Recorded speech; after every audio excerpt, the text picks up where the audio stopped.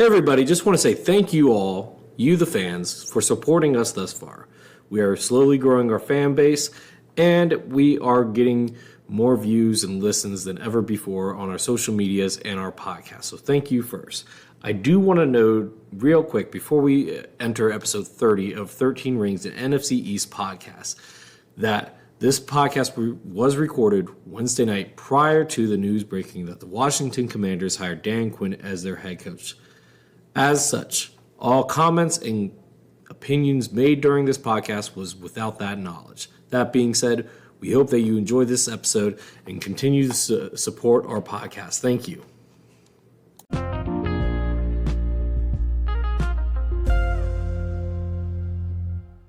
Hey everybody, welcome back to another episode of 13 Rings, an NFC East podcast. I'm your host, Lucas, with Mal, Maurice, and Earl as my co-host. Guys, welcome back. It feels like it's been a long time. We are back, and we're going to do some team news at the beginning, but this is a very special podcast because this podcast, we are going to review our preseason prediction for awards, and then we're going to finalize these awards, and we're going to tweet these out tonight, the graphics for these tonight, before our episode drops tomorrow, so that you guys can see what we're doing before you guys get to hear why we made those choices. So, everybody good on that? We good? We ready to roll? Ready to roll.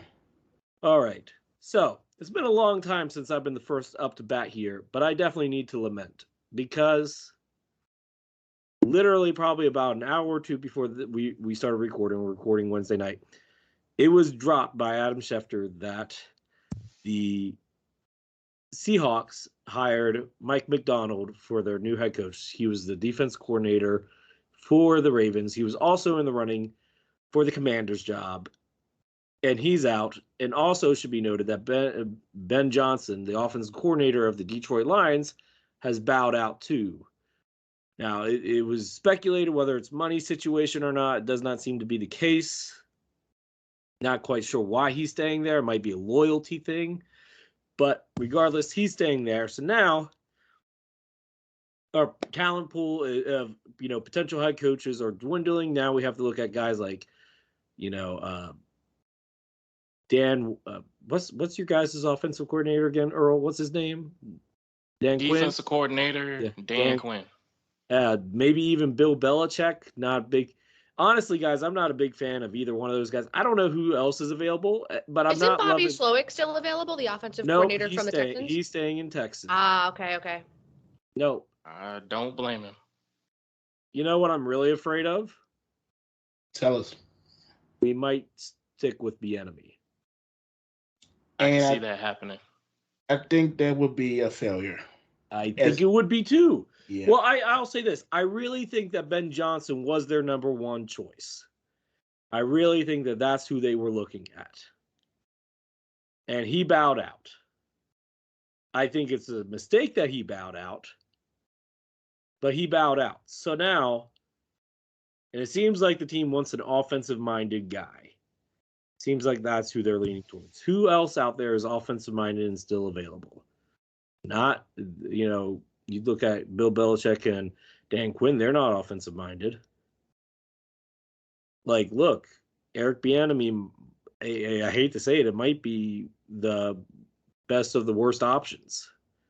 So who is the one person you would want that's available? Who do you want to be your head coach? That's a good question. That is a good question. The thing is, I don't have a good answer because my top two choices got out of the running in the past 2 days. So I haven't looked at many other options at this point. I haven't. I do not want Dan Quinn. Sorry, him and his safety linebacker hybrid stuff can stay in Dallas. Earl, I don't want any piece of it. I really don't. No offense. And Bill Belichick, you might not be in the league after a couple more years. And, Jerry, we'll talk about when we get to the Dallas Cowboys, but there's some things with him and Jerry that needs to be discussed too. So, Lucas, what do you think about Mike Kafka? Who is he? Who does he work for again? The Giants offensive coordinator. No, absolutely not. I'm done. Absolutely not. Not a chance. No. Are there any coordinators with the Chiefs or the 49ers that you're interested in? Maybe that's why they're waiting. The Chiefs coordinator right now, he's the Bears' former head coach, right? Nagy, yes. No, I don't want Matt Nagy. I mean, he used to work for us, but no, not a chance. No, he's better off as a coordinator than a head coach. I think his time with Chicago proved that. So then we got to look at who else is available, right? The question is, who's the 49ers offensive coordinator? It's Kyle Shanahan, right? We're not getting him. So, at least Kyle Shanahan makes the play calls, right? So, like, who Pickens is are it? slim, that's for sure. The Pickens are slim. That's exactly right. Like, the the Panthers hired the Bucs offensive coordinator. It's not like he's like a, rainmaker or anything like that. The pickings are slim. And, what? Am I going to go after Josh McDaniels? No way.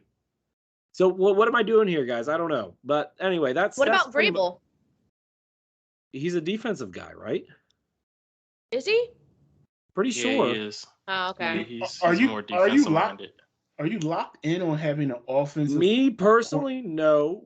But, Vrabel, I think, would be a great choice. But, first off, you have a new GM. I don't think he wants a veteran head coach. I think he wants a rookie head coach with him.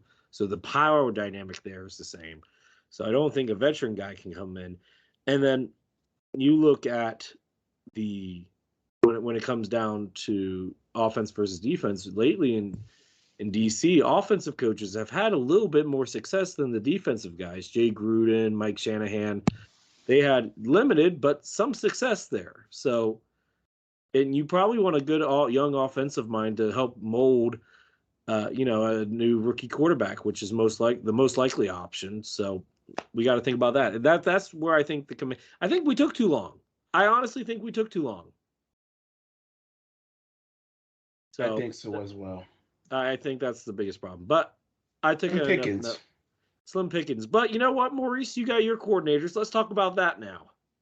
Yeah, so last week, news broke as we were recording, Vic Fangio was going to be the defensive coordinator for this team, and I like it. It's a solid. It's not. Look, now you got to get the personnel, but you got a good defensive mind there. I think it's a good call for you guys. Yeah, I always say that on a defensive end, it was all about talent and personnel. So, and on both sides of the ball, both coordinators, it's going to be an upgrade no matter who we get. Well, I don't know about that. Not compared to Brian Johnson. He could be your coach. Yeah, you never know. Nah, I'm good. I'm good. But comparing Brian Johnson to Kellen Moore is like comparing Ron Rivera to Tom Landry. It's an upgrade. Don't you dare do that, sir. Take that back. Okay. Hang on. I'm sorry. You gave me an idea. I'm sorry. Not to steal your thunder here, but you gave me an idea of a name that I would look at.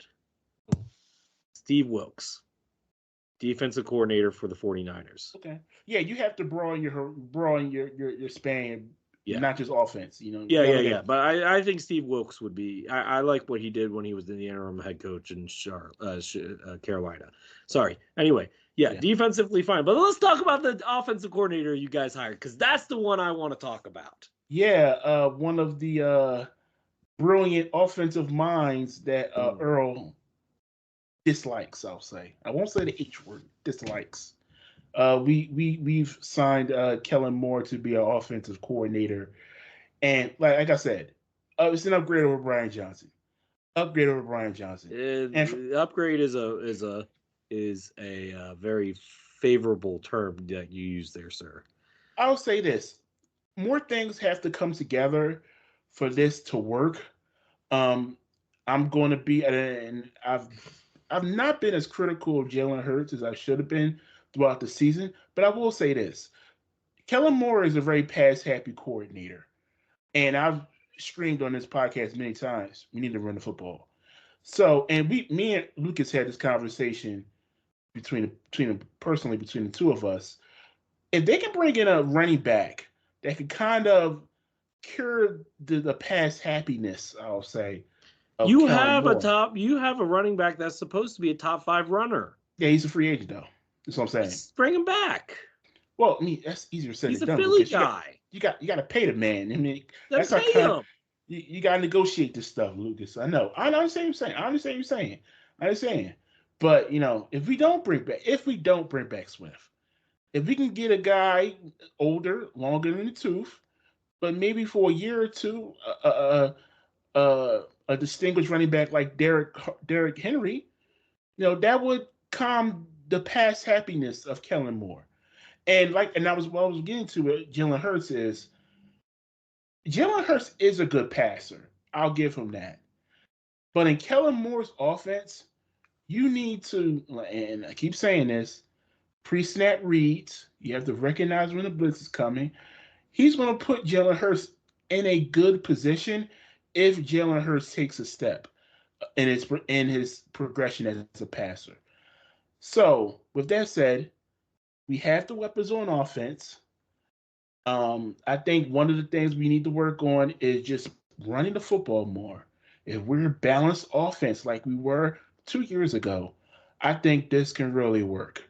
Uh, I'll ask you guys, specifically Earl and Mal, what do you guys think of Kellen Moore being our new offensive coordinator? All right, Earl, give him the gospel. Yeah, I'll let Earl go first. I want to see Mal go first. Honestly, I don't know how I feel about it yet. I want to see him with your talent first, because I think he's going to do a really good job with your wide receivers. At least you guys will be able to push up the field and actually get Jalen to maybe have some passes. But I don't know. I do in the end think it'll be good for you guys. I don't want to say it will be, because obviously I don't want you to do well, but you know what I mean. I think it was a good hire. I really do think it was a good hire. I don't really think there was anybody else out there that could have done probably better than what he's going to do. So I'm interested to see how he does next season. Earl, tell him the gospel. The gospel. I wouldn't call it the gospel. I would give him the God's honest truth then. Okay. Maurice, I would advise you to wear your seatbelt. Buckle up. I'm dead. Basically, Kellen Moore, this is his third chance to show what he can do. Basically, you're going to see what he did from the Los Angeles Chargers this past season. The best way that I can put this for you is that Jalen Hurts is going to have to, I know he's an intelligent quarterback, but he's going to have to utilize his brain within this offense. And he's going to have to be on the same page with the receivers because in this offense that Kellen Moore might bring to Philly, it's a no identity offense, which means this offense is schemed based on no names. So what I'm telling you is, I think A.J. Brown might have a very short time in Philly that could come full circle after this coming season. Ooh. You really think that? I actually don't disagree. It doesn't seem like he's super happy there. And and to piggyback off of what Earl says, wide receivers in Kellen Moore's offense have option routes, which means the wide receiver decides the option and the quarterback has to read it based off the defense. Based off of the receiver's anticipation. Yeah. So that means Jalen Hurts' IQ, which has been lacking, I think we can all agree on that, has to be the highest it's ever been. I mean, look at Dak Prescott, MVP candidate this season, right? 2 seasons ago with Kellen Moore, threw the most interceptions and didn't even in the NFL and didn't even play and played 4 less games, or wasn't it? Yeah, he had a thumb injury. Yeah. I'm okay, but it's also Kellen Moore. Let's be clear. It wasn't. I already know that. Yeah. Okay. The last 4 seasons, Lucas. Okay, yeah. But you get what I'm saying. Look. Earl has given me has taught me the ways of hating Kellen Moore over the last 4 years. I didn't teach you. I was just stating what I was going through. You decided to hate him. Well, I am an empathetic person, so I have picked up that trait. So anyway, Maurice, it's going to be a tough time for you guys. But also, Maurice, I think this was a very quick hire. It was that quick. with that, I'm saying that Howie Roseman and Nick Sirianni, their ties might be coming to an end by this season, and your new defensive coordinator Fangio, he better get these guys well conditioned on defense, because I got a very small prediction that they're going to be on the field a lot. And that's just because Kellen likes to throw the ball way too much. I mean, he had Austin Eckler last year, and he barely even ran him. I know this because Eckler was on my fantasy team, dude. Yeah, but see, now here's why I said I think that A.J. Brown and Devonta Smith will do well with this, and I think they're only going to do well with it if their chemistry with Jalen is as it should be, as it was the past few seasons. If the chemistry is off, and you guys are saying about A.J. Brown not being happy there, I don't think it's going to be good for anyone involved. Yeah, so I think the common denominator here is going to be Jalen Hurts. If Jalen Hurts takes another step forward in his quarterback play, I think this offense is going to be very explosive and successful. If he has a hard time with the offense, it's going to be a long season, at least for the offensive side, for the Philadelphia Eagles. But from that, you can move on to Earl. All I was going to say with this hire, they're protecting their investment.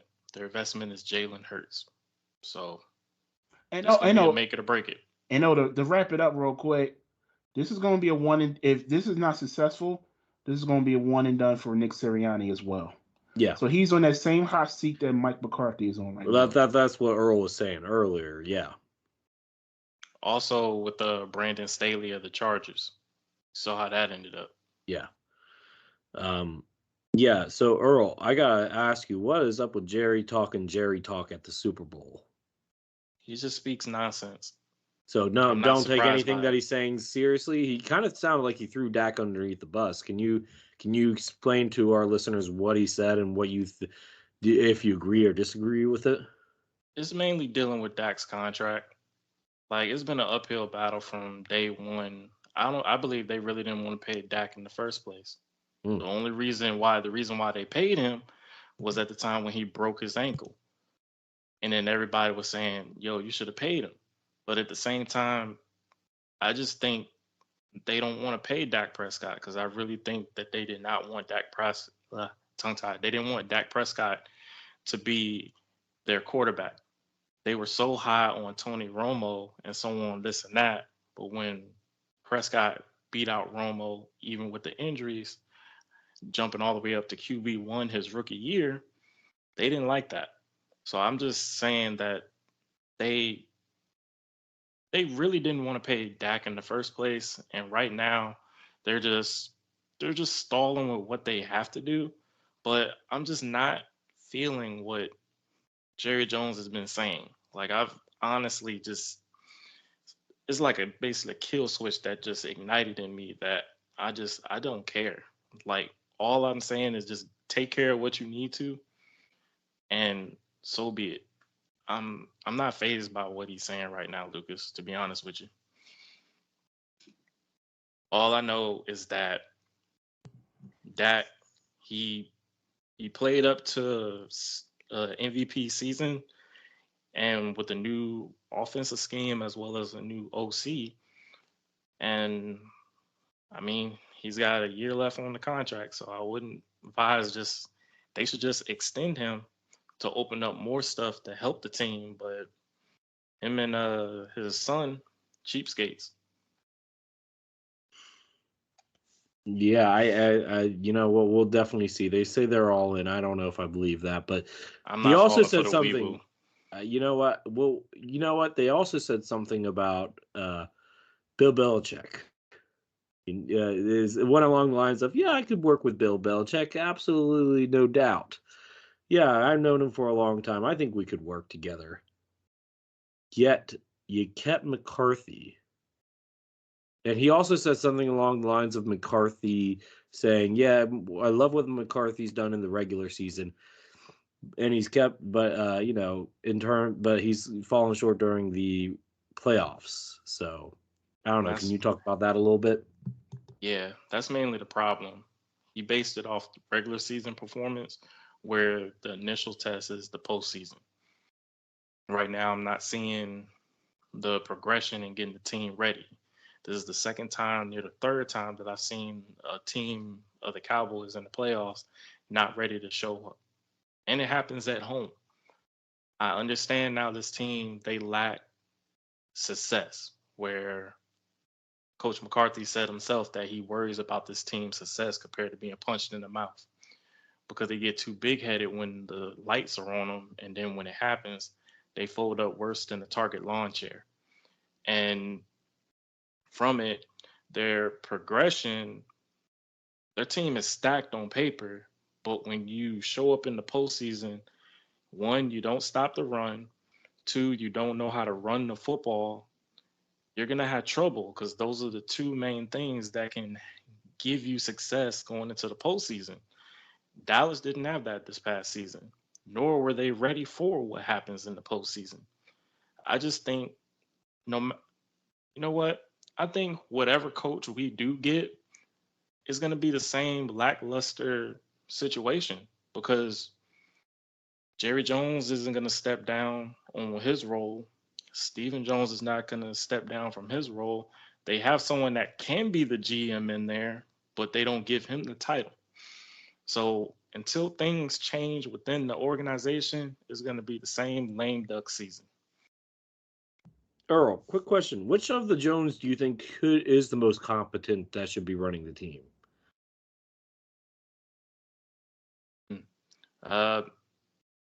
Jerry's daughter.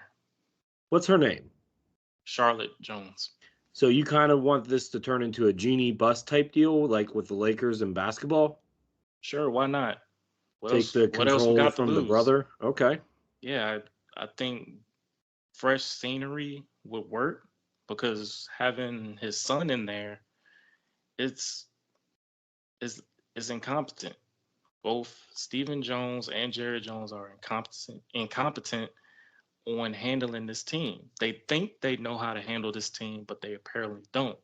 I would rather take my chances with Jerry Jones's daughter, Charlotte, because I believe she'll do a better job. Interesting. But until something changes within the organization, it's going to be the same lame duck season. I'm not even going to sugarcoat it. Maurice, what is your reactions to that? Go ahead, Mal. I mean, he's right. And I've been saying it for a while. Jerry Jones and his sons, it's all the same thing every year. And I don't know if it'll get any better when they take over. There really does need to be some type of drastic change for the Cowboys in order for them to really take the next step. Because, yeah, great, you're a playoff contending team every year, but when is it enough for your fans? I mean, I never been alive to see the Cowboys even be in the Super Bowl. I was 4 when I last saw a championship. They went to the Super Bowl, I think it was 8 months before I was born, and that was the last time they've been there. So at some point, you're approaching almost 30 years, because I'm 27. You have to make that change. I don't know what that change is, but I'm with Earl. Maybe give Charlotte a try. Maybe have her take over the team and try something different. I don't know what's going to change it or make it better, but I do agree with everything that Earl said.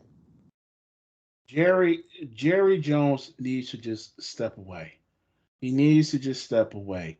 And you know what? To be completely honest, the Cowboys, and I've said this before, like the Cowboys, they have good talent. They're a competitive franchise. It's everything else. It's the circus with the Dallas Cowboys.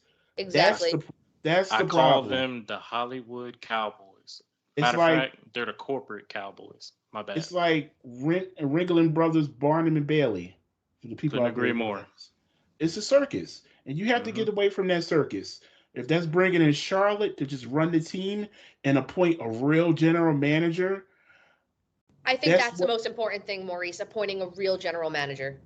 And the thing is, the real general manager, if you're looking at it, Will McClay he basically looks and scouts for players, especially leading up into this coming senior bowl, as well as leading up to the combine.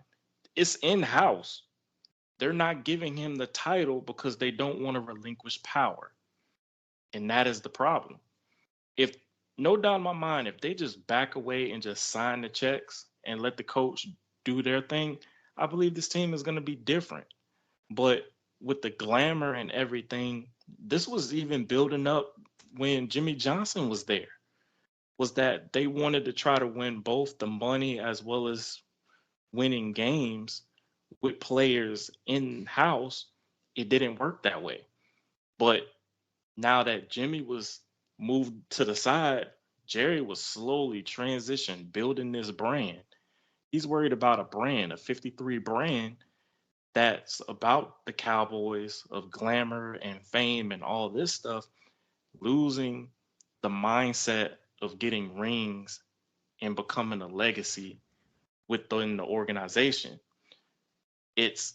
He's focused on more of the dollar and the lights compared to the reputation and the Lombardi.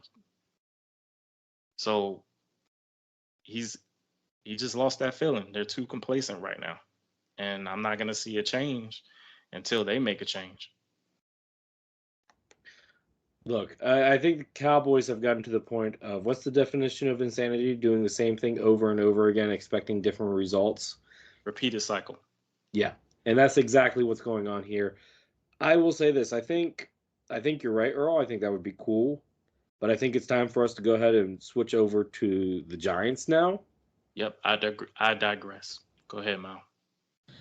All right, so not much going on in Giants world over here, except we did hire our special teams coordinator, Michael Gobriel. He was the assistant special teams coordinator for the Jets, which I think was a great hire. I believe the Jets special teams ranked around 3rd last season, which we needed a change on special teams really badly. I think that showed from week 1 of last year with that blocked field goal and all of our kicker injuries and everything else in between. It was emotional for me because I did meet Coach T-Mac during the Seattle game on the sidelines, and he was a really awesome person. And so, but I understood why it happened, why we had to let him go. So I am excited about this hire. Other than the special teams hire, haven't really had much going on. We still don't have a defensive coordinator after Wink left, so we're still on our search for that. And we're still wondering what Saquon is going to do, but we won't know that until free agency. Do you guys think that you'll tag Saquon again? I hope not. At this point, just if you're not going to give him the money, let him test free agency, and if he finds something better, let him go. You're just holding him back in his career at that point. So, Mal, the episode that you missed, Earl suggested the Texans for Saquon. I think he said it last week, too. I think that would be a good fit for him. Yeah, I think so, too. Mal, like I said, I asked Lucas the same question. Who do you want to be the next defensive coordinator for the New York Giants? Bill Belichick? No. I'm good with Belichick. So honestly, I really want Dennard Wilson, the defensive backs coach for the Ravens, but with McDonald getting promoted, I don't know if he's going to be promoted within the Ravens. So we'll see how that unfolds. If he is not available, I would really like to promote our defensive line coach, Andre Patterson. He did a really great job with Dexter Lawrence and our line, and I think he deserves a shot at it. So he would be my second choice if we promoted from within house. Okay. I also like the Brian Babich interview, the linebackers coach from the Bills. He did a great job with Matt Milano, and he seems like he has familiarity with Dable. So those would probably be my top 3 at the moment. That's fair. That's fair. Yeah, you guys are taking your sweet time on that. But yeah, now it is officially to go back and do our NFC East Awards. Now, before we get into our selections, and we're going to debate these live here with you guys, we're going to review who we had in the preseason. We're going to skip all the passing leader, receiving leader, rush leader. We're just going to do defensive rookie of the year, offensive rookie of the year, most improved, and defensive player of the year and MVP. Are you guys ready? So, for the defensive rookie of the year, I had Emmanuel Forbes, Mal Maurice, and Earl had Jalen Carter. I'm gonna say that one still stands for me. Okay, well we're gonna get into it. We're going through the whole thing. Okay, yeah, sorry. Yeah. Offensive Rookie of the Year. I had Deuce Vaughn. Mal Maurice and Earl had Jalen Hyatt. Most Improved. Me and Maurice had Sam Howell. Earl had Damone Clark, and Mal had Tony Pollard. Defensive Player of the Year. We all had Micah Parsons, and we were split on MVP. Me, Mal, Maurice said Jalen Hurts. Earl said Dak. So now we're going to start off here with Coach of the Year. We didn't do this in the preseason, but we're going to do this now. Who is your Coach of the Year? Let's debate it. Chime in whenever you want to. This is a hard one. Yeah, this is hard. This is hard. I don't know. I'm not going to go with postseason. I'm not going to go with postseason because postseason nobody did well. So let's look at the regular season. All right. So I'll be honest. All right. So it'll be Mike McCarthy. Yeah, I would say Mike McCarthy too. Yeah, I'm going to say Mike. Look, regular season wise, he definitely had the best record. My coach got fired. Mal's, he has equity. He's in a whole bunch of drama. Yeah, and Maurice, you guys just fell apart at the end, which feels like a coaching thing. Yeah. So yeah, Mike McCarthy, he's our Coach of the Year. Hooray! And he won 12-5, right, Earl? Yes. Congratulations, Mike McCarthy. You are 13 rings, first annual Coach of the Year award from us. Congratulations. Good job, Mike. That being said, our next coach, sorry, not our next coach, our next award is Defensive Rookie of the Year. Mal hinted to it. Who else disagree? Does anybody disagree with Mal with Jalen Carter being the Rookie of the Year?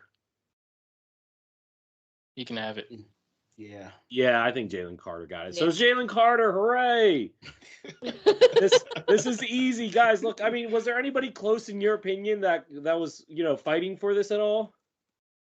Well, Forbes had a nice little stretch there, but I mean, yeah, he had an up and down season, right? So Forbes, so did Deontay Banks.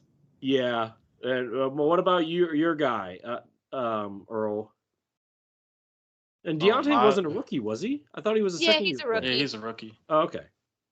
The only thing I could say about Mozzie is that he's no longer a one tech. He's a 3 tech, and he's lost 40 pounds for no reason.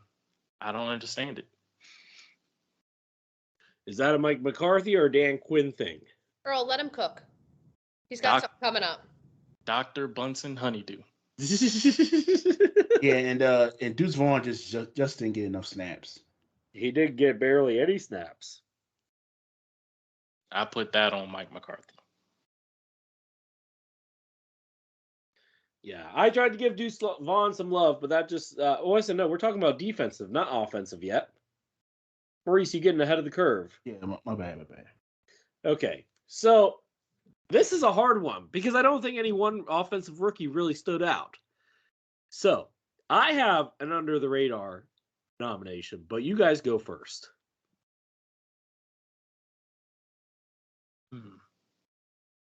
Earl? Not everybody talk at once. Fine, I'll go. I'm going to elect Ricky Stormberg. Who's that? He's our center for the Commanders. So that's funny that you were going to say that because I was going to say that John Michael Schmitz was my under the radar offensive rookie of the year. He's an offensive lineman for you guys too? He's a center. Okay. Well, my guy, I got a guard. My guy got a guard. Got injured and was out the rest of the season. Oh, your guy was injured and out for the rest of the season? He got injured in December, I think. Okay, December or late November. It was one of the two. Yeah, and the reason why I was going to say John Michael Schmitz is because as a rookie, he went through 3 quarterbacks, a revolving door offensive line, and he still held his own. He did pretty well. Jalen Hyatt just didn't get enough action. He had some great plays with Tyrod, but in my opinion, I couldn't think of anybody else. I thought he did a great job this season, so that's why I named him my offensive rookie. Earl, Maurice, who do you guys got? I have undrafted rookie guard TJ Bass as my offensive player of the year. He stepped in the role when Tyler Smith didn't play, as well as Zach Martin. Wait, I changed my answer. I'll go next after Earl. Okay, go ahead. Keep on going, Earl. And basically stepped in when needed to, even when we were down our main all-pro lineman. He filled in the roles of possibly being the center as well, but I think that would go to another rookie in Brock Hoffman. But my vote is TJ Bass. He did a great job for his rookie year. Yeah, I got nothing. And no real offensive player had an impact on our rookie offensive player had an impact on that team. So it's gonna come down to you and Mal, Lucas. So I actually changed my answer to Tommy Cutlets. I totally forgot about him. Oh gosh, yeah. Wow. Okay, Oh, yeah, you're right. Yeah, Tommy Mm. Cutlets. Totally forgot about Tommy Cutlets. How did we? Okay, so Tommy DeVito gets Offensive Rookie of the Year. Okay, Go that's Cutlets. fair.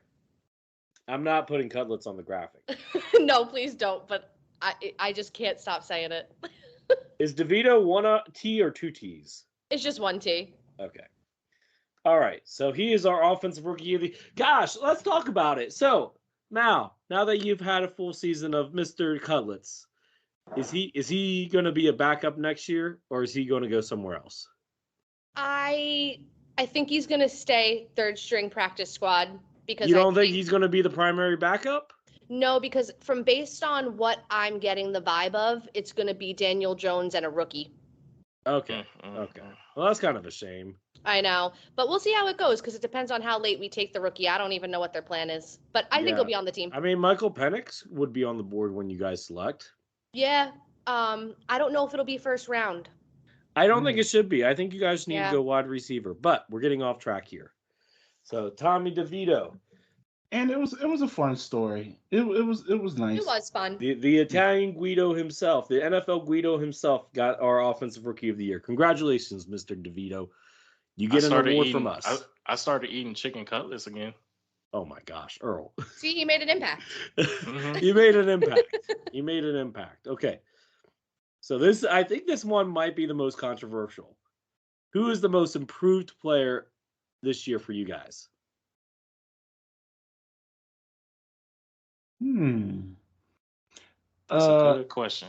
Yeah, that's My I have answer two. is- I have two. Oh, I nominees. know. have I two know. nominees. I know. I'm not settled on either one. I'll give mine.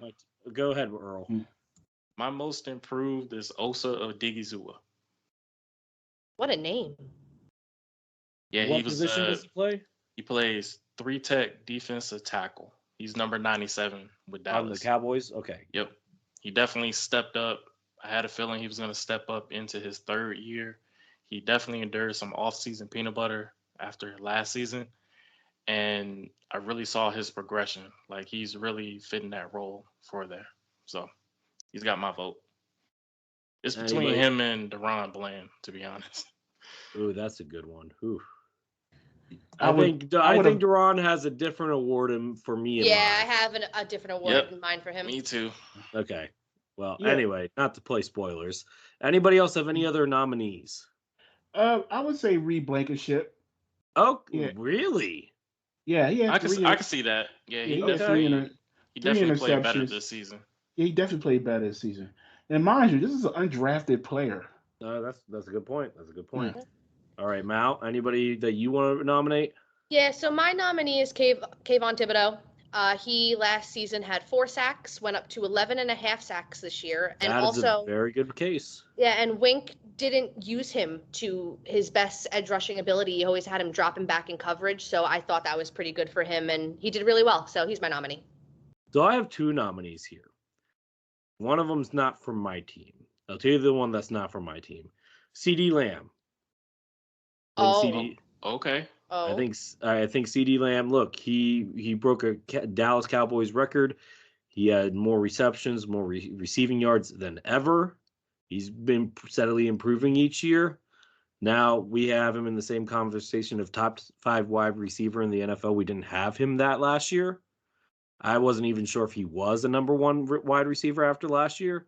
That was due to Kellen Moore's offensive scheme. This is part of the reason why I have him as a nominee. My other nominee is Brian Robinson. Went from getting shot in the leg to being a full-time 3-down running back.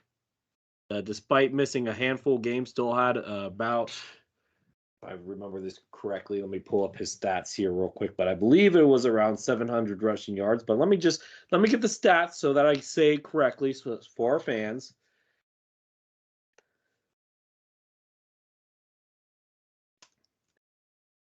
Brian Robinson this season went from last year, granted coming back from wound and injury, off-field injury. So last season he only had, actually, you know what? I'm going to take him off the board.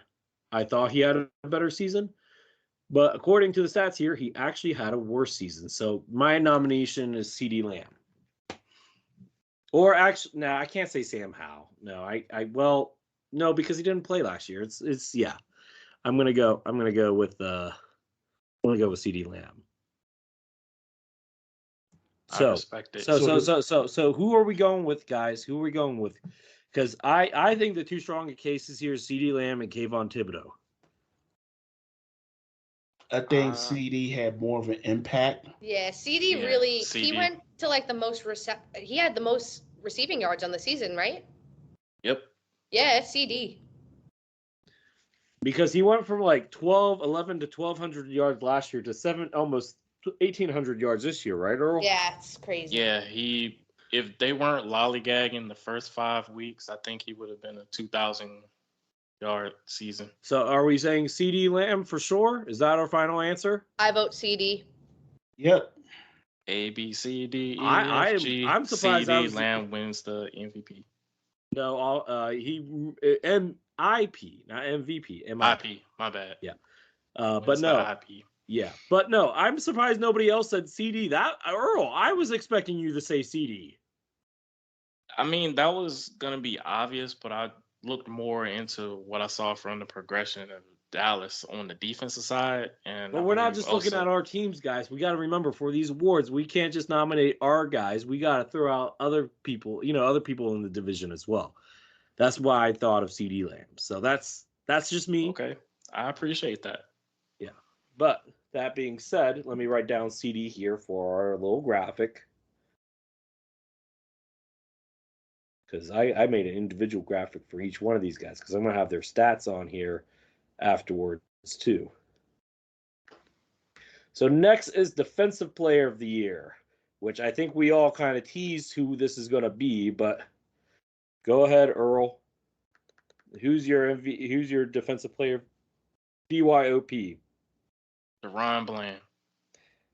Anybody else? I second. Yeah, I'm gonna have to third that. I mean, he literally broke a record that might or might not ever be broken again. So, well, guess what? I think you guys are absolutely correct. Yeah, it's DaRon Bland. It's not even close, guys.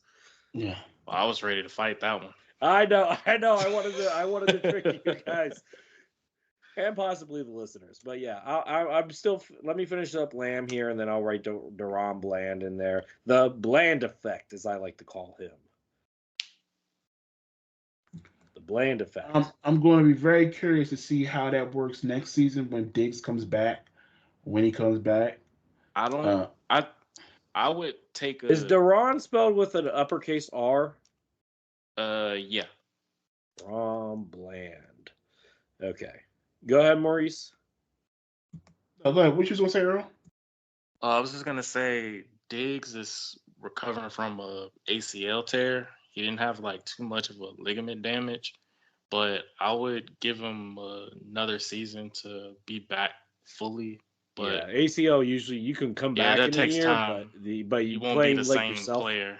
Yeah, he's gonna have to build that muscle memory again. Yeah, trust me, as a guy that had an ACL tear, I know that. Whew. All right, now I don't know if this is going to have a lot of debate. This is actually going to be interesting because are we allowed? Let's talk this out right now. Are we allowed to use a player that we've used for a previous award that we've already named here for the MVP as well? Sure, why not? Okay. What Okay. was, So what was my prediction for this? I think you said, me and you said Dak. Let me double check that. I thought I said Dak. No, Earl said Dak. Me, Mal, and Maurice said Hurts. Yep, that's my vote. Wait, So- is this one MVP or Offensive Player of the Year? No, we've already did offensive player with CD. Now it's MVP. So I thought it's that was Most Improved Player. Yeah, that was. Oh improved no, player. we don't have an offensive player of the year. We just did MVP. MVP could be offense or defense. Oh, okay, all right. Sounds good. So let's talk this out a little bit. Is Deron Bland the MVP of the division? No, Dak is. You guys think Dak is? Earl and Mal say Dak. Maurice, what do you say? Well, we just have to ask who was the best or most dominant player, offense or defense, in Was the it division. Dak? Was it CD Lamb? Was it AJ Brown? Or was it Deron Bland? Those are my nominations. That's quite the 4 to debate. Yeah, let's Yeah. talk about it here. Let's talk about it. Let's break down the wide receivers. Who had the better wide receiving year? AJ Brown or CD Lamb? Because I think at the CD. beginning of the year it was AJ Brown. Yeah. Yeah, it switched off Yeah. in the middle Yeah. of the season. So Yeah, can we pretty say much that, when we took a slide. So CD Lamb, is he the best wide receiver? So can we eliminate AJ Brown? Yeah. Yeah. Okay, so AJ Brown's out. So then it's down to Dak, Deron Bland, and CD. So let's talk about who was more dominant, Dak or CD. I know the NFL usually gives it to the quarterback, but are we going to be the NFL, or are we going to be a little bit different here? Personally, I'm giving it to Dak because every single result in the regular season was because of Dak. Dak and CD's relationship was great throughout the season, but Dak really initiated all of that and was a pretty good leader throughout most of the season. And I think that's why he's in the MVP conversation now. I also think that he kind of held himself to a really high standard this season and really just balled out in the regular season. So I'm giving it to Dak. Yeah, only one person in our division was really in the MVP conversation throughout the entire season. Well, not the entire season. Dak wasn't in there for the first 5 weeks. Okay, all right, fine. Yeah, but majority of the season. Okay, majority. It was Dak. So I'll go with Dak as well. So it sounds like I would be tempted to say, because Deron Bland set an all-time NFL record, it might be Deron Bland, but I'm not going to go against the grain. Dak had a very good regular season as well. I will not argue with you guys on that. So we're all saying Dak Prescott? Yeah, and I'll add with Dak Prescott. But what he did this season is probably one of his better seasons as QB for Dallas, where he had a timing read with the receivers, especially in the new offensive scheme, that he really put in place where he could have had more yardage, but some of the receivers didn't catch most of the balls. So yeah, he really stepped up his progression into the regular season. Hopefully he can semi-replicate what he did, but he basically did this without a running game the whole season. Okay. So that is our award. So our MVP of the 13 Rings and NFC East podcast, our MVP of the regular 2023-2024 regular season is Dak Prescott. Our defensive player of the year is Deron Bland. Our most improved player is CD Lamb. Our offensive rookie is Tommy DeVito. Our defensive rookie is Jalen Carter. Our coach of the year is Mike McCarthy, and just like in the actual NFL, there is no Commanders getting any love on this list. Sorry, Lucas. Sorry, man. It's fair. It happens. The only giant was the Italian Stallion, so it is what it is. Sylvester Stallone is the Italian Stallion. Tommy DeVito is more like the Italian, colt, maybe. I don't know, but whoa, I don't want to say he's a donkey because that's rude, but he's not a stallion. Let's be clear, because if he was a stallion, he would be your answer at the quarterback long term. True. But he is the Italian he's the Italian Brochachi. That's who he is. The Brochachi. I love it. The Italian Call him Brochachi. Brochacho. The My Brochachi. paisano. Yeah, the Paisano. Yes, absolutely. The Italian Guido. Absolutely. So now that we got our awards done, now we're going to go in between the lines. Earl, how about you take that away? Oh, guys, by the way, I'm going to the Pro Bowl this week. What? Hey, that's awesome. Nice. Yeah, Congrats. I'm excited. Where's the Pro Bowl this year? Is it in Orlando? Or? Yeah, it's in Camping World Stadium in Orlando. So I'm going to go. My best friend's coming down. We're going to go. It'll be great. Nice. Yeah, You can that play sounds flag like fun. football with the players? See What if happened? Earl, Flag say football, it you again. said, Earl? Flag, yeah, flag football. Yeah, flag football, the skill session. I'm super excited. So I'll definitely give you guys a recap next week. You yeah, gonna see play if in you it can too? get anybody to come on the pod too. If you All can right. get, yeah. See if you can. You know what? You can act as our little reporter on the field. If you can get a recording with you talking to a player, we'll post it online for our listeners. I am going to work on it. We got to print Awesome. her out a 13 rings press pass or something like that. Yeah, for real. I'll make it tonight. I'll make it after the pod. 13 rings. An NFC East podcast. Press pass. Love it. Real quick though, the Pro Bowl is not what it used to be. It was No. actually No a way. game at one point. Mm-hmm. Couldn't agree more. Yeah, it's pretty lame now. Yeah. Just like the NBA All-Star game. Sorry. Yeah. The All-Star game is good for the NBA. Yeah, but it hasn't been good for a while. Anyway, they're going back to East versus West. We'll see how that goes. Anyway, Right. so Earl, take it away in between the lines. Alrighty. This will be a quick segment because there was only 2 games. Games for those who won this game is going to Super Bowl 58. First game I have is the Kansas City Chiefs against the Baltimore Ravens. I am so sorry, Mal, of the outcome of this game. The Chiefs, Whatever. Look. Yeah. I think Terrible. Mal, are you salty? Oh, I'm salty, and it's only because their players make me mad, but we won't get into that. Oh no, I wouldn't put the blame on the players on this. I would put it most on the coaches because Oh, they no, made I meant the Lamar. Chiefs players make me mad. Oh, well, But, they can go. Well, in nice fairness, they can go play in some grass and coloring books. How does that sound? Fair. Continue, Earl. Okay. This game, I was disappointed on how the Ravens played, especially Lamar Jackson, because whoever the offensive coordinator is decided to take Lamar Jackson from what got him there in the first place. Yeah. And that would hurt the most. I saw this man have open pockets that he could just take off and run. Like, this man caught his own pass when it got deflected in the air, and I thought he was going to hit the Jets and go. It's just, I feel for the Ravens fans because this was by far their best team that they've had over the last couple of years.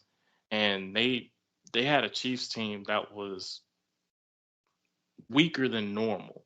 Yeah. So I just feel like they missed an opportunity. The final score was 17-10. Chiefs advanced to the Super Bowl 58. Real quick. Yeah, I just wanted to say, watching this game, it was frustrating, and I'm not even a Ravens fan. I mean, I want to say it was the third quarter. Zay Flowers, he kind of killed them. I mean, he had like a 50-yard gain, and then he had the taunt penalty, was pushing them back. But they still got the red zone, and they almost scored. Then he fumbled it. And you know that crazy rule when you fumble it outside into the end zone, it becomes a touchback. So yeah, L'Jarius Sneed punched the ball out before he crossed the plane. So yeah, and Amar had an interception in the end zone as well. That's 2 touchdowns, and they win the game right there if everything else holds up. So, and I think in both, you're going to get to the second game. I think in both cases, the lights were too bright for the Ravens and the Lions. But go ahead. Yeah, the next game I have was the NFC Championship game, and that was a game that ended up looking like a movie. Detroit Lions had a solid lead going into halftime. It was 24-7. I know some may know where that type of score may come from. And within the third quarter, I saw the 49ers scored 17 unanswered points in the third quarter. They Like tied had the game Brady on at 20. sideline or something. Nah, the football guys was looking at them, but I believe the Lions gifted this win to the Niners. There were 6 opportunities that they could have won this game, and they lost in all 6. Dan Campbell won that game for the 49ers.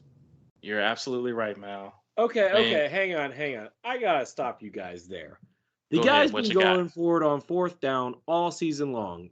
It's Mhm. cost him 2 games, but it's also won him a lot of games this season too. Not the most important one. Situation. And I just feel Exactly. like if you go against what you do and how the mentality that brought your team where it was, do you guys really still buy into you at that point? I don't know, man. It's a hard choice. Lucas, all I could tell you is that when you see points there that you could take, I would take them. Because more than likely, if the Niners would have scored, then you have an opportunity to respond back. It's the point. They didn't get any points. It was like they got so aggressive when the game got close that taking the points, you would at least have breathing room. It was like they got suffocated badly through the third quarter that they but couldn't recover from. Let's just say this. Let's say it was the Eagles in that situation, and they did the tush push and they didn't get it. Would we be mad at Sirianni? Would we have the same reaction?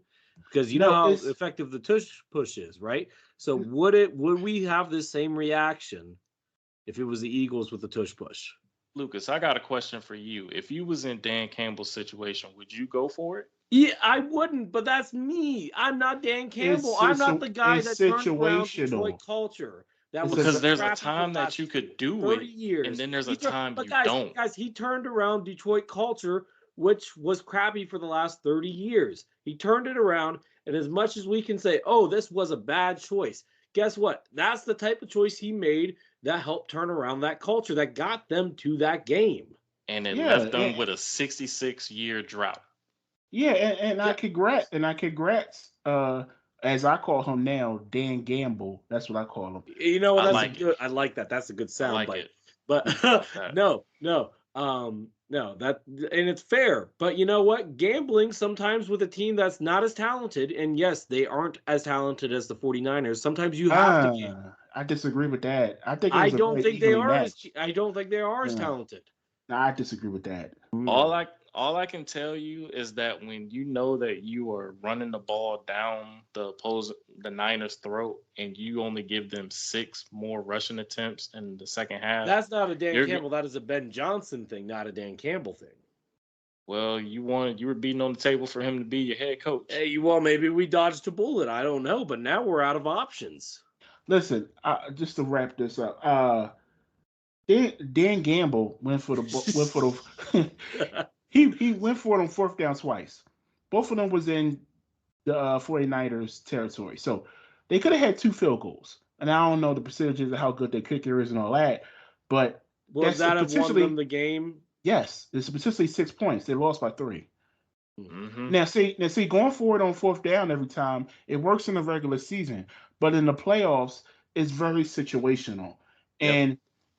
And when you have the momentum and they're up by 3 scores, and they were trying to put them away. Yeah, I know, but you take the points. You can put them away slow and softly just by taking 3 points every possession. Okay, the Lions could have took them out by death by 1,000 cuts. It would have worked by just killing the clock.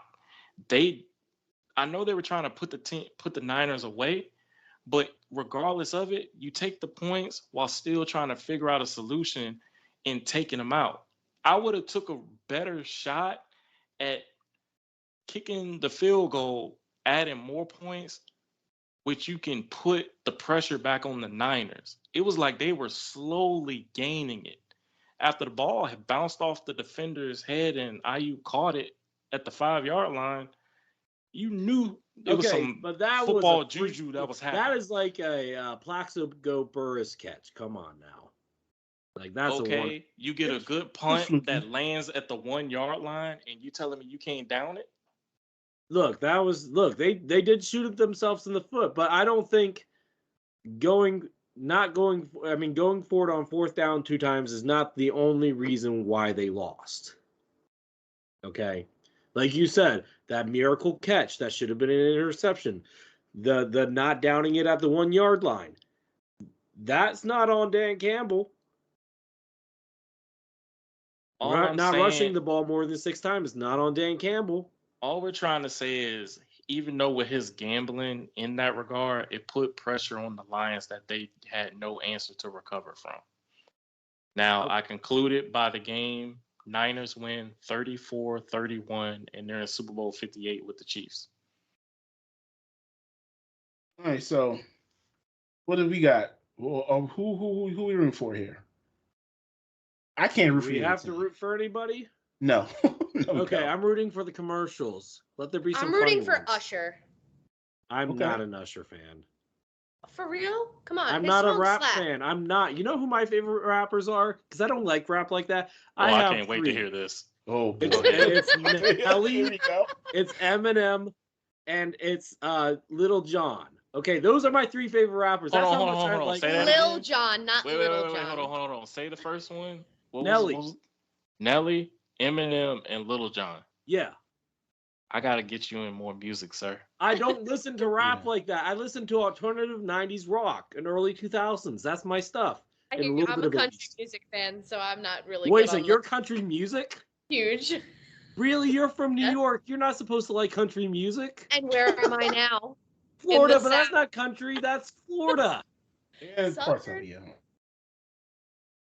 Oh, wow. Okay, well, Maurice, Earl, what are your music genres? Mine is Christian rap, R&B, rap, classical, country, instrumental. Yeah, that's pretty much it. Maurice?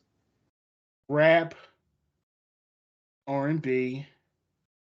I don't even know what you would call that genre.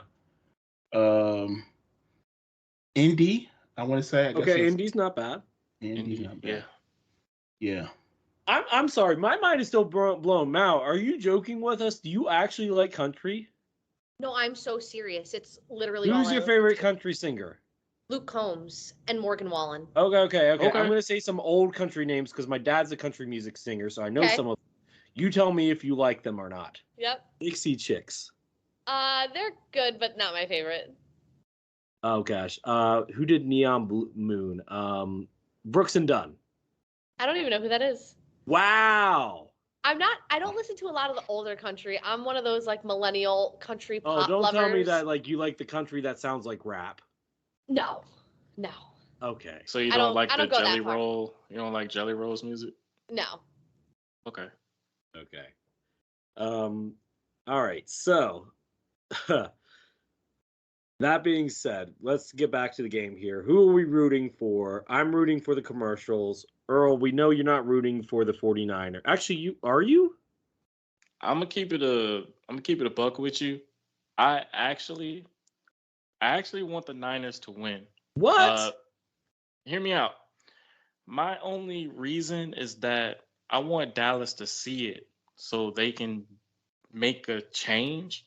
At some point in time, they've been tied with these guys for so long in championships. Maybe, just maybe, them winning this would at least wake up the Joneses. I highly doubt it, but one can hope. In making the change to see what it is, what the culture is. Niners got the culture. I believe they can win and avenge that loss they had against the Chiefs back in 2020. So I got the Niners in this. All right, okay. Well, you're rooting for the Niners. We're not making predictions this week. We'll make predictions next week. But no, that's fine. But if you really want to know who I want to win, it's the Super Bowl coin. Okay, the Super Bowl coin. Mal, who are you rooting for? I'm rooting for the 49ers because obvious reasons. You hate Mahomes? Oh, yeah, that's fair. Okay. You don't like the Chiefs players? I don't like the Chiefs. I just didn't think that you were a Taylor Swift fan. I'm not a Taylor Swift fan. Okay, there you go. Maurice? Oh, man. I don't want to root for either team. Then you don't This is a have rough to one for Maurice. root for the commercials with me. I'm rooting for commercials. Yes. Some good snacks. In the stadium. Some wings. Yeah. You know. You and Kendrick Perkins can get some wings. Get some. How about man, bump Kendrick Perkins. Hey, yeah, I'm looking forward to Usher's halftime performance as well. You might have a special guest or two. So, do you guys realize something? The music artists that we grew up, so when we were little, the music artists we always thought were old, right? Doing the Super Bowl and stuff, like they were our parents' generation of music. Now our generation of artists is coming out, doing the Super Bowl stuff. How does that make us feel? A little. It's a long time coming for Usher. I would at least thought a couple of years ago he should have done it, but I guess it's the right time to do it. And normally he hangs out in Vegas anyway. You know what I think we're going to do as part of our episode for next week? We're going to rank all-time Super Bowl halftime performances. Let's do top 5. Top 5. We each make a list. Anyway, so that being said, Maurice, you got a special announcement for our listeners, right? Yes, we do. With the Pro Bowl happening next week, we will be working on an all-time list for the NFC East. We'll break it down to defensive players, which will be Earl's job. Yep. Wide receivers, Mal. Running back, Lucas. Ayo. And I will have coaching and the quarterback position. So we're not going to get too controversial. I don't know. I've seen everybody's list. It's I will controversial. I will say my list was incredibly hard to make, and I just know me and Earl are going to fight about it. So I'm looking forward to it. You only know that because I told you and Earl are going to fight about it. There's one in particular that I think we're going to fight over more. I think you're gonna be shocked on my selection, but I think mine was the hardest out of all the defenders that I found. Because he had to do not just one position; he had to do all positions, all of them. Ooh. And by the way, I was tempted to do a tight end list, but when I talked about it with Maurice, we don't have a lot of great tight ends in the history of this division outside of the recent 25 years. I mean, Mark Bavaro was pretty good. See, Maurice, we forgot one. As long as I see Jason Witten and Jay. Oh no, we're not making. He's there. That's a wide receiver list. They're not going to be on there, Earl. No, I'm just saying if there was a tight end, they would be in it. Look, as long as Chris Cooley's on there, I'm pretty happy. But we're not doing that this time. Not this time. Maybe next time. But I can't wait to hear about Miles' list because I'm wondering. The defensive player, the one Earl has, is probably the hardest. I would say Earl's was probably the hardest. Going back in time, the NFC East was known for their defensive team. So I think all of us have had notable defense. I will say that there's at least one person on Earl's list that would be considered controversial. Oh, Lucas, I meant to let you know that I was going to change that. I forgot to let you know that. So then you need to tell me, you need to message me. Is it not the one that you told me on the phone that it was going to be, or is it going to be somebody else? You'll find out. Oh, head of 1,000 knowledge. Oh gosh, I'm nervous now. Okay. That being said, this is all fun. Mal, how about you wrap things up for us? Awesome. So thank you guys so much for listening tonight. Please make sure that you follow us on Spotify, Apple Podcasts, as well as Facebook at 13 Rings and NFC East Podcasts. And make sure you give us a follow on X, Instagram, and TikTok at 13_Rings Podcasts. And everybody have a great night. Have a good one, folks. See ya. Blessings.